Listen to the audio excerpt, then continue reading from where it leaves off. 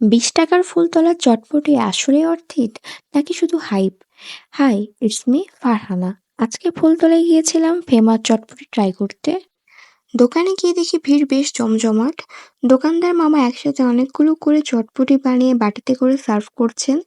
কিছুক্ষণ অপেক্ষা করার পর শেষমেশ আমরাও হাতে পেলাম আমাদের চটপটি।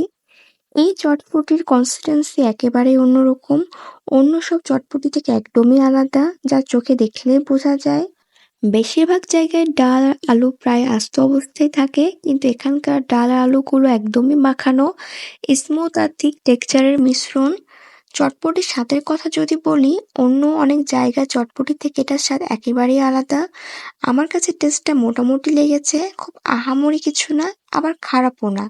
তবে দাম অনুযায়ী বিবেচনা করলে মাত্র ৳২০ যে পরিমাণ চটপটি এবং স্বাদের অভিজ্ঞতা পাওয়া যাচ্ছে, সেটা নিঃসন্দেহে অর্থিত। কেননা এই দামে এতটা কোয়ান্টিটি খুব কমই মেলে। আর এই দোকানটির অবস্থান ফুলতলায়। দোকানের ঘিরে চারপাশে মানুষের ভিড় দেখলে সহজেই চিনতে পারবেন এই জায়গাটি।